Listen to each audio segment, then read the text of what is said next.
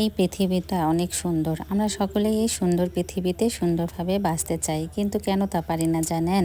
সুন্দর করে বেঁচে থাকার রাস্তা কিন্তু নিজেকেই তৈরি করে নিতে হয়। দুঃখ কষ্টকে মনে করতে হবে আল্লাহর দান, কিন্তু আজকাল মানুষই মানুষের দুঃখের কারণ হয়ে দাঁড়ায়। হ্যালো ভিউয়ার্স, আসসালামু আলাইকুম। আপনারা সবাই কেমন আছেন?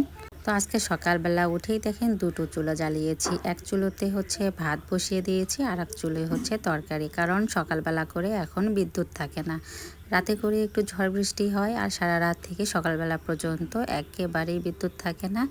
এইদিকে হচ্ছে পানিও থাকে না। কি যে যাচ্ছে 2টা দিন ধরে, টাইমলি হচ্ছে কোনো ভিডিও ফটোস কোনো কিছুই আপলোড করিনি, কারণ মনটাও ভীষণ খারাপ ছিল। এর জন্য ইচ্ছে করেই দেইনি। এই 2 দিন ফেসবুকে একবারের জন্য ঢুকিনি, দেখি থাকতে পারি কি না। কিন্তু অনেক অনেক খারাপ লাগছিল। আসলে মায়া কেটে উঠতে পারতেছিলাম না এই পেজটার। একবার চিন্তা করলাম পেজটা বিক্রি করে দেব, মনিটাইজেশন পাওয়া পেজ। অনেকেরই 50,000 60,000 ফলোয়ার আছে, কিন্তু পেজে এখনও মনিটাইজেশন পাইনি। আর আমি কিন্তু ভাগ্য গুণে মনিটাইজেশন পেয়েছি, কিন্তু আমি এখানে বেশি সময় ব্যয় করতে পারছি না, কারণ এই পেজের পাশাপাশি আমার কিন্তু সংসারে অনেক সময় ব্যয় হচ্ছে। আর আমার সংসারে কিন্তু হচ্ছে আমার জন্য মূল। আমি সংসার বাচ্চা কাচ্চা সব কাজ সামলিয়ে তারপরে যতটুকু সময় পাই ঠিক ততটুকুই কিন্তু হচ্ছে এই পেজে ব্যয় করার চেষ্টা করি।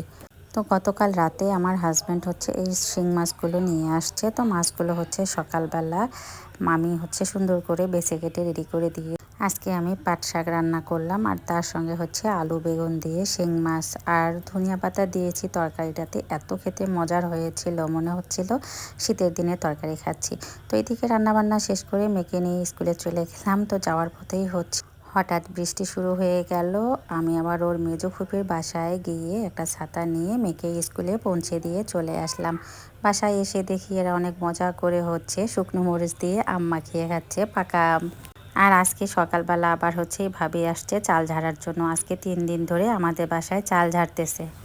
একসঙ্গে এবার অনেকগুলো চাল হচ্ছে আমি ভেঙে নিয়ে আসছি, কারণ এর আগে হচ্ছে রাস্তার কারণে বেশি করে ধান ভাঙতে পারিনি।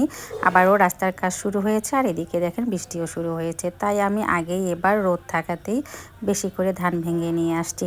আর এদিকে বিকালবেলা হচ্ছে আমার খালা শাশুড়ি আর মামি শাশুড়ি আসছে আমার শাশুড়ি আমাকে নিয়ে যাওয়ার জন্য। ওখানে একটা প্রোগ্রাম আছে শুক্রবার, তো 2 দিন আগেই নিয়ে যাচ্ছে। তো ওনাদেরকে বিদায় দেওয়ার পর হচ্ছে মেয়েকে একটু নুডলস রান্না করে দিলাম, আর ছেলে তো হচ্ছে ডে কেয়ারে। এরপরে হচ্ছে ওর বাবা তো কতগুলো নাস্তা আর তার সঙ্গে হচ্ছে জার্সি নিয়ে আসছে। জার্সি পেয়ে তো ওরা অনেক খুশি। প্রথমে আগে জার্সিটা হাতে নিয়ে দুইজনে পরে হচ্ছে এই যে দেখেন নাচানাচি শুরু করে দিয়েছে। আপনারা কোন দলের অবশ্যই একটু কমেন্টসে জানাবেন। আর আমি যতটুকু পেজে সময় দিচ্ছি পেজটাকে ধরে রাখার চেষ্টা করতেছি। আর আপনারা নতুন নতুন যারা আমার ভিডিওটা দেখেছেন অবশ্যই একটু ফলো দিয়ে পাশে থাকবেন, কারণ আমার ফলোয়ার একেবারেই বাড়তেছে না, পারলে অনেকগুলো আনফলো হয়ে যায়। তো আপনারা ফলো দিয়ে পাশে থাকলে ইনশাল্লাহ কাজ চালিয়ে যাবেন।